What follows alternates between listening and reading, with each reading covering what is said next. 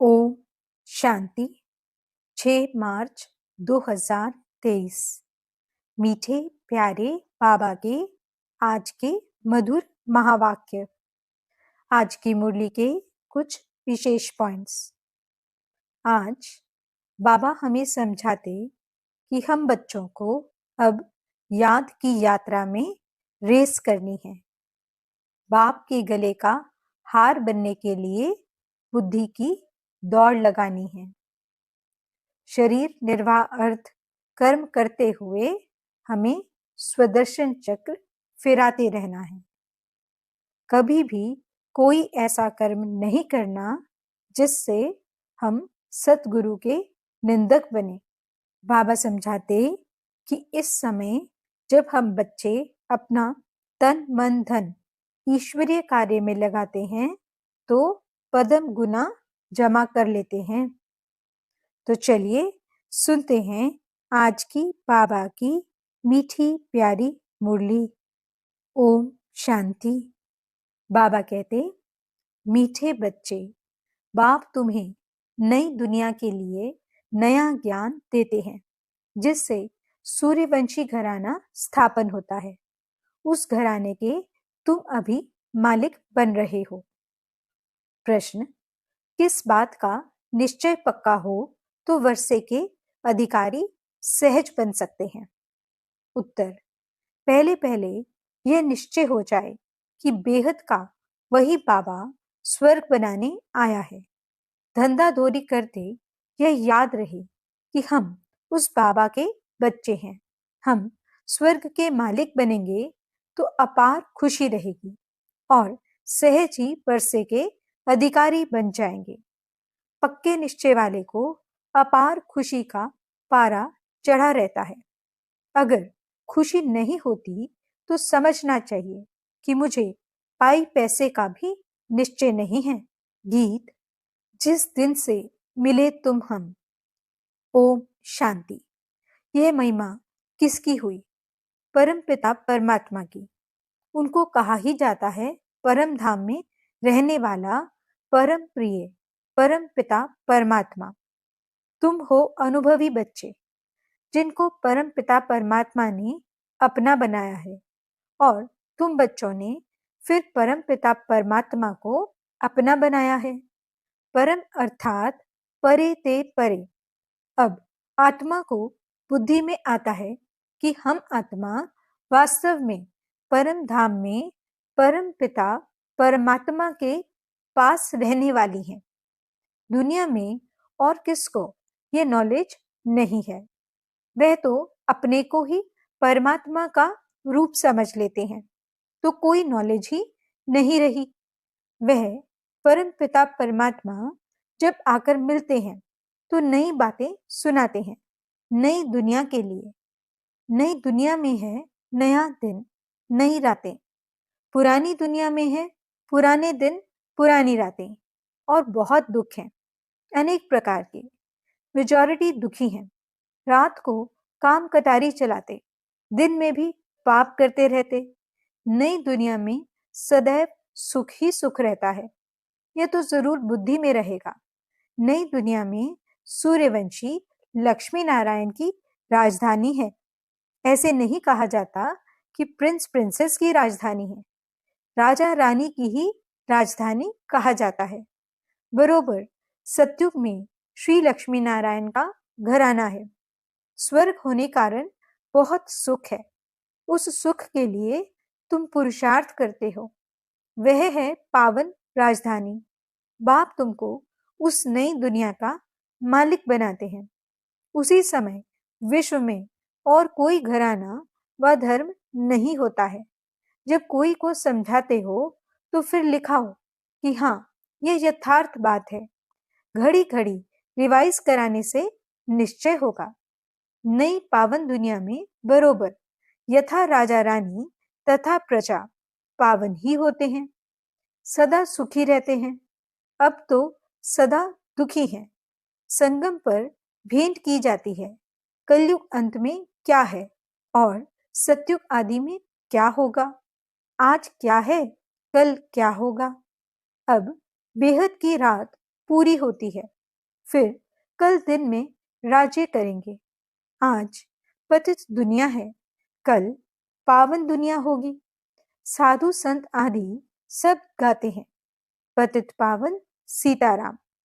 जब देखो ऐसा गाते हैं तो उनसे पूछना चाहिए, आप पतित पावन किसको समझ याद करते हो? पतित कौन है? पावन करने वाला कौन है? पतित दुनिया और पावन दुनिया कैसे है? जरूर पतितों को पावन बनाने वाला आएगा, तो पावन बनाकर पावन दुनिया में ही ले जाएगा। कलयुग अंत को पतित दुनिया, सतयुग आदि को पावन दुनिया कहा जाता है। उसको ही सब याद करते हैं। पावन दुनिया है ही स्वर्ग, तो जरूर स्वर्ग स्थापन करने वाला निराकार परम पिता परमात्मा ही है। पावन दुनिया स्वर्ग का रचयिता है ही परम पिता परमात्मा। नरक के रचयिता यानी रावण की महिमा नहीं होती है, उसको जलाते रहते हैं। मनुष्य जानते नहीं हैं, नाम रख दिया है रावण। इन जैसा मनुष्य कोई हो न सके। मनुष्य तो पुनर्जन्म लेते हैं, नाम रूप बदलते जाते हैं। रावण का नाम रूप कभी बदलता नहीं है। ये 10 शीशी चलते आते हैं, दिन प्रतिदिन फुट आधा लंबा ही बनाते जाते, क्योंकि रावण अब बड़ा होता जाता है, तमो प्रधान हो गया है और उनको जलाते ही आते हैं। अभी तुम समझते हो पतित कौन बनाता है। इन 5 विकारों को ही रावण कहा जाता है। यही दुख देते हैं, पतित बनाते हैं, तो इन विकारों को छोड़ना चाहिए ना। साधु संत आदि बहुत करके यह विकार ही दान में लेते हैं। कहते हैं, अच्छा झूठ बोलना हमको दे दो। अक्सर करके काम विकार के लिए कहते कि मास में 1-2 बार जाओ, परंतु यहाँ तो 5 विकारों की बात है। सिर्फ एक चोर को पकड़ेंगे तो फिर दूसरे चोर चोरी करने लग पड़ेंगे, तो ये कोई को भी समझाना बहुत सहज है। पतित आत्मा महान आत्मा कहा जाता है, पतित परमात्मा महान परमात्मा नहीं कहेंगे, तो पावन कौन बनाएगा? जरूर भगवान के लिए ही इशारा करेंगे। ऊपर नजर जाएगी, भला वे कब आएंगे? उनका नाम क्या है? भारत में शिव जयंती तो प्रसिद्ध है, उनका नाम ही शिव है, और कोई नाम नहीं देते। बुद्धि में लिंगाकार ही आएगा। सोमनाथ कहेंगे तो भी बुद्धि में लिंग आएगा। अभी तुम्हारी आत्मा जानती है, परमात्मा भी हमारे जैसा ही स्टार है। ये जो सितारे हैं, उनको नक्षत्र देवता भी कहते हैं। नक्षत्र भगवान नहीं, तुम नक्षत्र सितारे हो। तुमको भगवान नहीं कहेंगे, तो परमात्मा है बिंदु। परंतु पूजा कैसे करें? तो भक्ति मार्ग वालों ने लिंग रूप बना दिया है। इतनी बड़ी चीज है नहीं। आत्मा तो छोटी बड़ी होती नहीं, तो उनको बड़ा बनाना भी रॉन्ग हो जाता है। कोई मनुष्य को परमात्मा का यथार्थ ज्ञान है नहीं। ये बड़ी महीन बातें हैं। कहते हैं एकदम बिंदी है, उनको याद कैसे करें? अरे आत्मा को अपने बाप को याद करना तो बहुत सहज है। सिर्फ बाप की महिमा न्यारी है। आत्मा तो एक जैसी ही है। आत्मा में ही अच्छे व बुरे, ऊंच नीच के संस्कार है। आत्मा में ही नॉलेज है। आत्मा कितनी छोटी है। मनुष्य गरीब अथवा साहूकार बनते हैं, वह भी आत्मा के संस्कार अनुसार। अभी तुम बच्चों की बुद्धि में यह सारा ज्ञान है। मनुष्य परमात्मा को नहीं जानते, इस कारण आत्मा का भी ज्ञान नहीं है। उल्टा ईश्वर को सर्वव्यापी समझ लिया है। आत्मा ही ये सारा धारण करती है। आत्मा ही एक शरीर छोड़ दूसरा लेती है, संस्कारों अनुसार। ये आत्मा बात करती है। मनुष्य अपने को मनुष्य समझ बात करते हैं। यहाँ अपने को आत्मा समझने की प्रैक्टिस करनी पड़ती है। हम आत्माओं को परम पिता परमात्मा पढ़ाते हैं। मनुष्य तो कह देते आत्मा निर्लेप है। अगर निर्लेप है तो फिर संस्कार किसमें भरते हैं? बहुत मूंजे हुए हैं।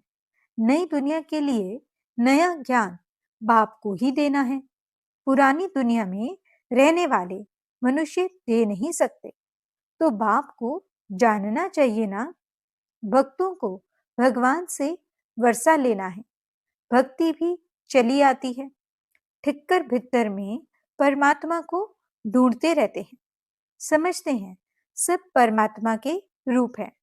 वास्तव में हैं सब भाई भाई। लक्ष्मी नारायण से लेकर जो भी मनुष्य मात्र हैं, सब भाई भाई हैं अथवा भाई बहन हैं, क्योंकि प्रजापिता ब्रह्मा की औलाद है। अगर शिव की औलाद कहें तो वह निराकार आत्माएं हैं। ब्रह्मा के बच्चे बहन भाई जिस्मानी हो जाते हैं, परंतु फिर गृहस्थ व्यवहार में आने से भाई बहन का भान भूल जाते हैं। अगर वह ज्ञान रहे तो फिर विकार में भी न जाएं।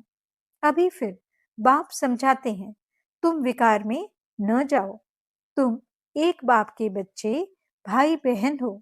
अभी ब्रह्मा सामने बैठे हैं, तुम उनके बच्चे पीके हो। यह युक्ति है गृहस्थ व्यवहार में रहते पवित्र बनने की। जनक का भी मिसाल है ना। पहले सिर्फ एक एक बात का निश्चय हो जाए कि बाप आया हुआ है स्वर्ग बनाने। बस ये तीर लग जाए तो झट बाप का बन जाए। बाप कहते हैं तुम हमारा बन जाओ तो हम तुमको स्वर्ग का मालिक बनाएंगे। निश्चय है कि ये वही बेहद का बाप है। हम वर्षा जरूर लेंगे।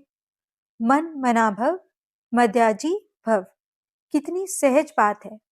धंधा धोरी करते बुद्धि में यह स्मृति रहे कि हम बाबा के बच्चे हैं, हम स्वर्ग के मालिक बनेंगे, तो यह खुशी रहेगी। यह 84 जन्मों का चक्र है।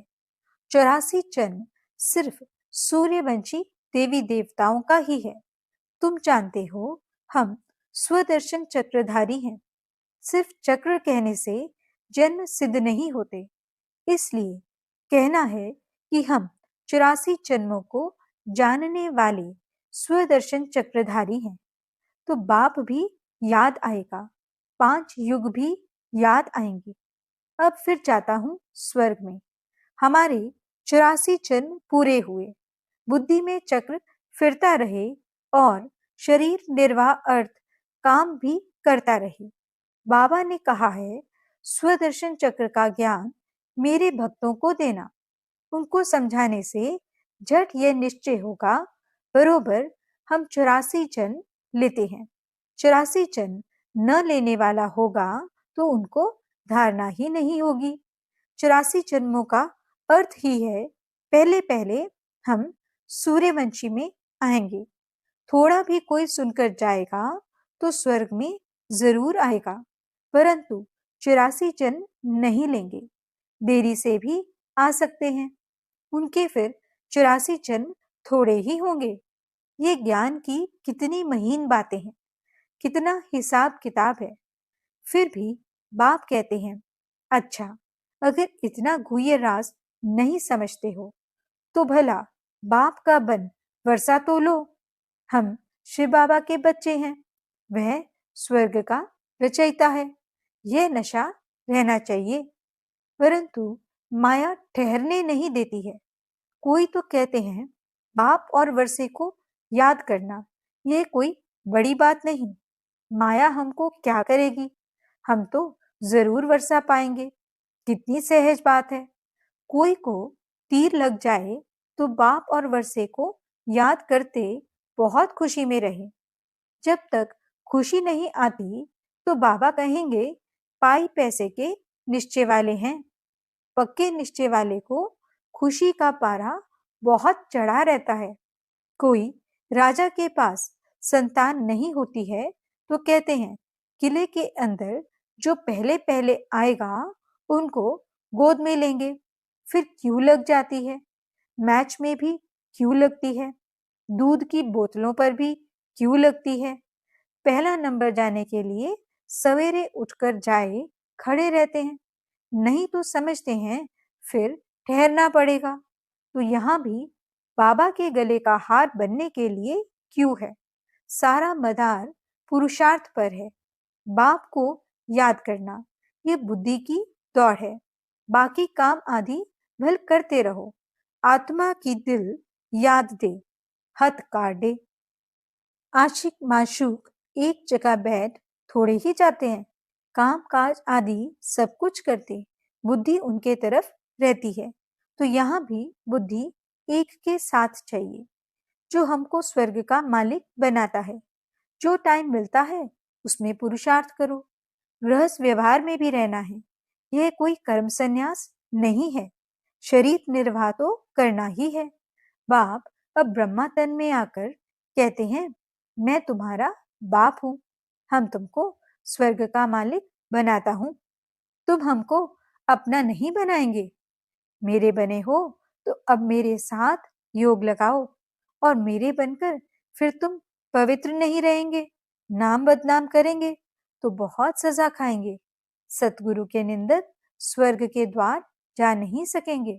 अच्छा, बाप दादा माता पिता जिससे स्वर्ग के सदा सुख का वर्षा लेते हो, स्वदर्शन चक्रधारी बन राज्य भाग्य लेते हो, ऐसे बाप दादा का सिकिलते बच्चों को याद प्यार और गुड मॉर्निंग। रूहानी बाप की रूहानी बच्चों को नमस्ते। हम रूहानी बच्चों की रूहानी बाप दादा को दिल व जान सिक व प्रेम से नमस्ते नमस्ते नमस्ते जी। गुड मॉर्निंग बाबा। शुक्रिया बाबा। धारणा के लिए मुख्य सार। पहला पॉइंट, बाप के गले का हार बनने के लिए बुद्धि की दौड़ लगानी है, याद की यात्रा में रेस करनी है। दूसरा पॉइंट, शरीर निर्वाह अर्थ कर्म करते स्वदर्शन चक्र फिराना है। कभी भी सतगुरु का निंदक नहीं बनना है। नाम बदनाम करने वाला कर्म नहीं करना है। वरदान, अपने बचे हुए तन मन धन को ईश्वरीय कार्य में लगाकर जमा करने वाले सदा सहयोगी भव। यादगार में जो गोवर्धन पर्वत को उठाने में हर एक की अंगुली दिखाई है, ये आपके सहयोग की निशानी है। चित्र में बाप का साथ भी दिखाते हैं तो सेवा भी दिखाते हैं। अभी आप बच्चे बाप दादा के सहयोगी बने हो, तब यादगार बना है। भक्ति में तो तन मन धन जो कुछ लगाया उसमें 99% गंवा दिया। बाकी जो 1% बचा है उसे अब सच्ची दिल से ईश्वरीय कार्य में लगाओ, तो फिर से पदम गुना जमा हो जाएगा। स्लोगन, जो निर्माण बनते हैं उन्हें स्वतः सर्व का मान प्राप्त होता है। अच्छा, ओम शांति।